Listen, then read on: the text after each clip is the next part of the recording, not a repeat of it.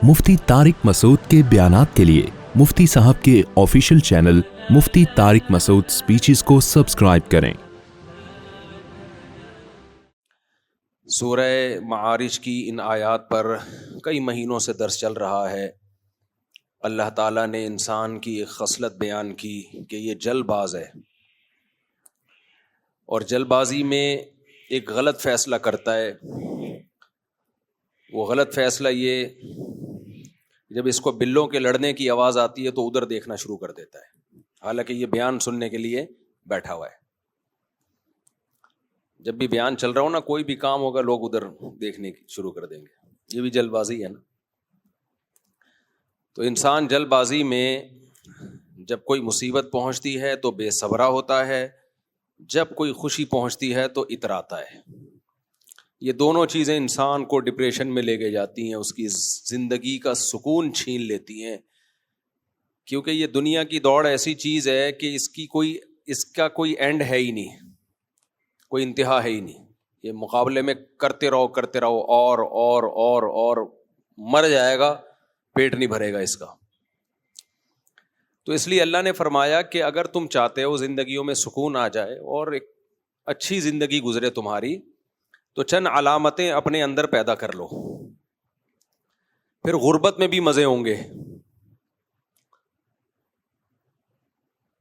वो अलामतें क्या हैं? सबसे पहली बात, इल्लल मुसल्लीन, अपना ताल्लुक़ अल्लाह से मजबूत करो। हर एक से रिलेशन है और बनाना चाहता है इंसान, लेकिन जिसने पैदा किया, जो सबसे ज़्यादा हमारे करीब है, सुकून जिसके हाथ में है। नबी सल्लल्लाहु अलैहि वसल्लम ने फरमाया कि दिल जो है ना, दिल ये अल्लाह की दो उंगलियों के बीच में है, जैसे चाहता है घुमा देता है। परेशानी एक ऐसी बला है कि इसके लिए परेशानी का सबब होना ज़रूरी नहीं है। खुशियों में भी अल्लाह परेशानियां दे सकता है इंसान को, और गमों में भी खुश रख सकता है।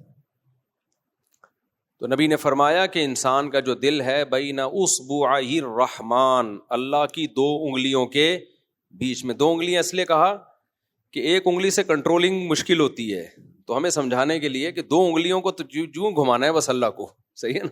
हमारे दिल को अल्लाह ने ऐसे घुमाना है, ऐसे घुमा दिया टेंशन, इस तरह घुमा दिया खुश।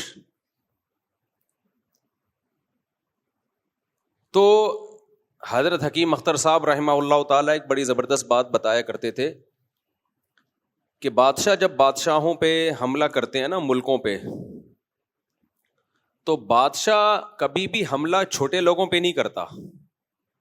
मिसाल के तौर पर अमेरिका कहे कि यार मैंने अंडा मोड़ अपने कंट्रोल में लेना है, तो दुनिया बोलेगी छोड़ यार, मुफ्ती तारिक मसूद के कंट्रोल में है ना, तूने क्या करना है।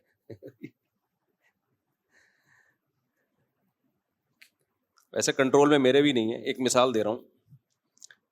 तो अमेरिका जब हमला करेगा भाई, वो किसी बड़े कंट्री पे वार करने की कोशिश करेगा, या ऐसी जगह जहां वसाइल बहुत ज्यादा निकलने का चांस हो। ऐसे छोटे मोटे मुल्कों पे, छोटे मोटे इलाकों पे वो अपना टाइम वेस्ट नहीं करेगा।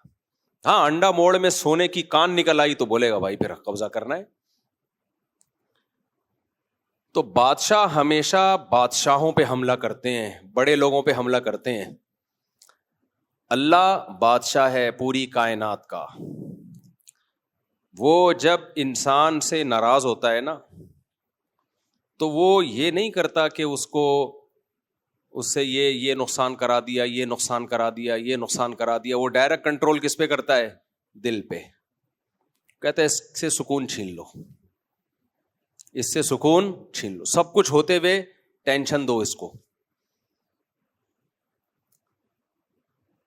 तो तभी कुरान क्या कहता है, फलनुहयियन्नहु हयातन तय्यिबा, कि जो लोग भी मेरी इताअत करेंगे, पैगंबरों की बात को मान के चलेंगे, हम उनको एक बेहतरीन जिंदगी देंगे, पाकीज़ा जिंदगी, अट्रैक्टिव जिंदगी देंगे।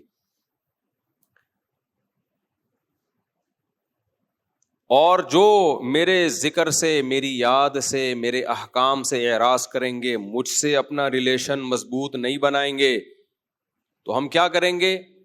फ़इन्न लहू मईशतन ज़न्का, उनको दुनिया में ही तंग जिंदगी दे देंगे। اب دیکھو ایک طرف قرآن کہہ رہا ہے کہ کافروں کی مستیوں کو دیکھ کے متاثر مت ہو، لا یغررک تقلب الذین کفروا فی البلاد، کافر جو زمین میں عیش کر رہے ہیں ان سے متاثر نہ ہو۔ دوسری طرف اللہ کہتا ہے میں نافرمانوں کو تنگ زندگی دوں گا۔ اے اللہ ادھر تو کہہ رہا ہے ان کی عیاشی والی زندگی ہے، ادھر تو کہہ رہا ہے تنگ زندگی ہے، تو یہ بات ہماری سمجھ میں نہیں آ رہی۔ یہ ایسے ہی ہو گیا، آپ نے کہا یار اس کی عیاشی دیکھ کے متاثر نہیں ہونا، بہت عیاش آدمی ہے، بڑے مزے کر رہا ہے، پھر آپ کل کہہ رہے ہیں یار بیچارہ بہت تنگ زندگی میں ہے، تو آپ کہو گے کل تو آپ کہہ رہے تھے کہ موجیں ہی موجیں ہیں، آج کہہ رہے ہو کہ آپ اس کی زندگی کیا ہے، تنگ۔ تو قرآن ایک ہی جگہ پہ یہ باتیں کر رہا ہوتا ہے کہ ان کی میں عیاشی ہے، دوسری طرف کیا کہہ رہا ہوتا ہے کہ جو نافرمانی کرے گا تنگ زندگی دوں گا۔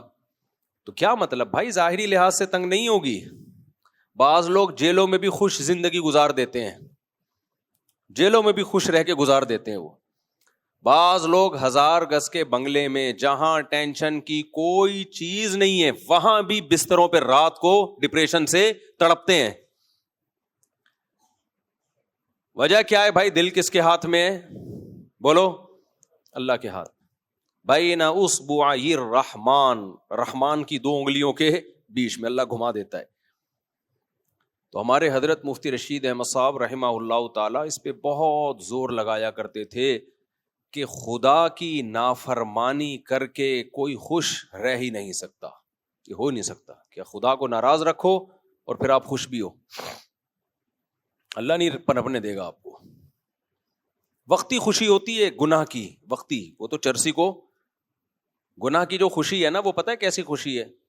جیسے ہیروئن جی کو ہیروئن ملے تو کتنا خوش ہوتا ہے کہ نہیں ہوتا؟ تو کیا مطلب، پھر تو ہمیں بھی پینی چاہیے، لیکن ہمیں پتہ ہے جب تک ملی ہوئی ہے، جیسے ہی ہیروئن چھن گئی جتنی ڈپریشن میں یہ جائے گا نا، خودکشی کے خیالات آئیں گے، تو اتنی ڈپریشن میں پھر دنیا میں کوئی بھی نہیں ہوتا جتنے ہیروئن چیوں کی زندگی عذاب میں گزرتی ہے۔ اب ہیروئن چی نارمل آدمی کو دیکھ کے کہے کہ میں ہیروئن پی رہا ہوں، ایسے ان لائف کو انجوائے کر رہا ہوں، اور مفتی طارق مسعود وہ انجوائے کر ہی نہیں رہا، وہ تو بیٹھا ہوا ہے 4 شادیوں کی بات کر کے بس دل کو تسلیاں دے رہا ہے۔ یہ اصل انجوائے تو کون کر رہا ہے؟ ہیروئن چی کہے گا کون کر رہا ہے؟ میں کر رہا ہوں۔ تو ہم کہیں گے بے وقوف، یہ 4 منٹ 2 منٹ کی انجوائمنٹ ہے، ہم بغیر پیے لائف کو انجوائے کر رہے ہیں، ٹھیک ہے؟ اس لیول کی انجوائمنٹ نہیں ہے جو تو کر رہا ہے، تو نشے میں بوڑھا جا رہا ہے۔ تھوڑی دیر میں جب یہ نشہ اترے گا اور تجھے چاہت ہوگی اور نہیں ملے گی جب تجھے، یہ پھر دیکھ تیرا حال کیا ہوتا ہے۔ ہمیں تو ملے ٹھیک ہے، نہیں ملے تو بھی برابر پینی نہیں ہے۔ کیا خیال ہے بھائی؟ تو ہر گناہ میں ایک لذت ہے وقتی عارضی، بس۔ یہ جو فحش فلمیں دیکھ کے لڑکے اپنی ٹھڑک پوری کرتے ہیں نا، ہمیں سکون مل جائے گا، نہ، یہ لت پڑ جائے گی، عذاب میں ڈال دیا تم نے اپنے آپ کو، اب اسی میں پڑے رہو، مر جاؤ گے، اللہ بچائے اس عذاب سے، پڑے رہو اسی میں پوری رات۔ لڑکے بتاتے ہیں پوری رات بیٹھے رہتے ہیں فحش فلموں، کتنا ٹائم برباد، پھر پوستیوں کی طرح پڑے ہوئے سوتے رہتے ہیں، کتنا وقت برباد، پھر یہ ٹھڑک ختم نہیں ہوتی، پھر دوبارہ۔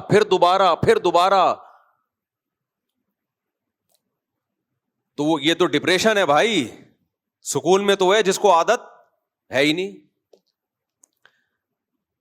تو جس ٹھرکی کو فحش فلموں میں یا زنا میں جو لذت ملتی ہے نا، جو ان چیزوں سے بچتا ہے، وہ تمام تر لذتیں اللہ اس کو بیوی میں دے دیتے ہیں، وہ تمام تر لذتیں اللہ اس کو کہاں دے دیتے ہیں؟ حلال میں، کیونکہ اس کی نظریں دائیں بائیں ہیں ہی نہیں، اس کو اپنی بیوی چاہے وہ بدصورت ہی کیوں نہ ہو۔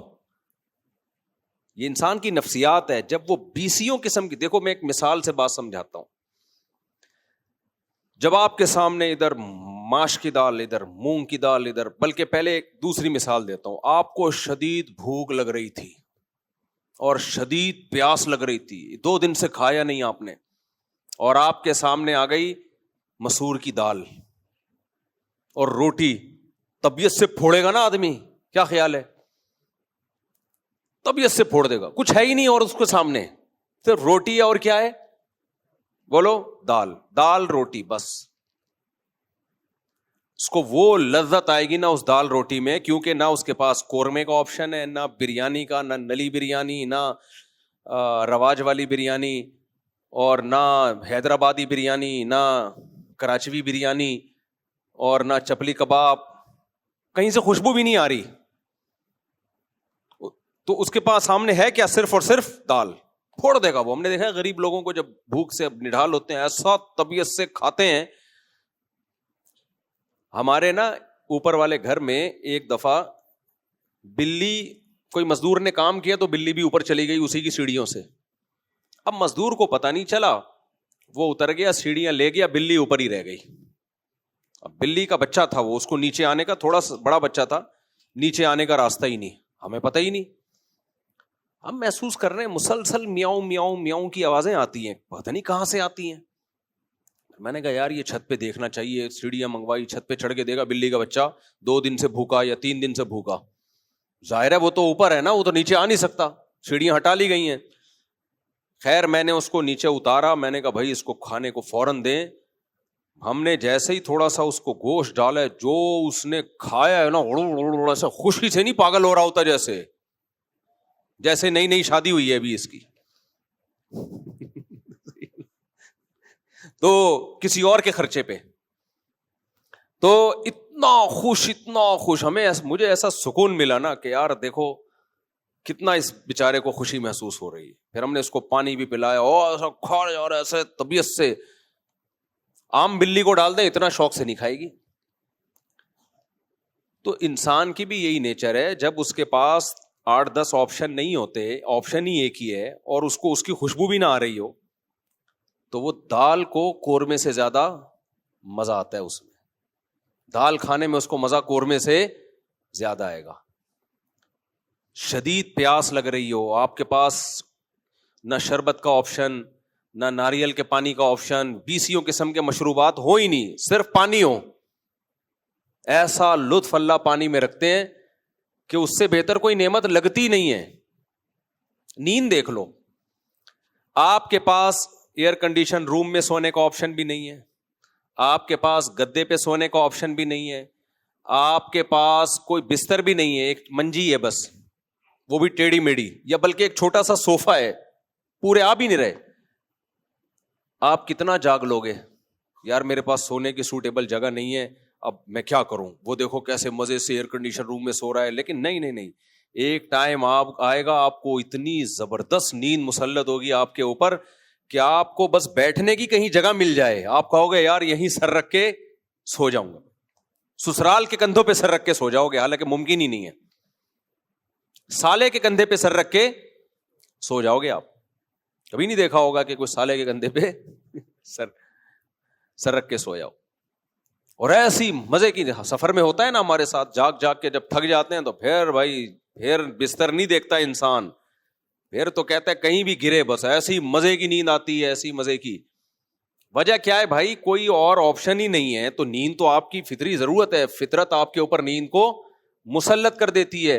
اور عام چارپائی پہ نیند کی وہ لذت فطرت آپ کو دیتی ہے جو کسی لینڈ لارڈ کو ایئر کنڈیشن روم میں اور نرم ملائم گدوں میں میسر نہیں ہے. ہم نے بچپن میں ایک ملفوظ پڑھا تھا کہ ایک شخص نے کہا کہ جب میں نے دیکھا کہ ایئر کنڈیشن کمروں میں سونے والوں کی نیند اور فٹ پاتھوں پہ سونے والوں کی نیند, سونے سے پہلے تو فرق ہوتا ہے, سونے کے بعد کوئی فرق نہیں رہتا, تو کہتے ہیں مجھے یقین ہو گیا کہ اللہ واقعی انصاف کرتا ہے. یعنی اللہ نے ایسا نہیں ہے کہ غریب کو کوئی آپشن ہی ہے, اللہ اس کو اس میں وہ لذت دے دیتے ہیں بھائی.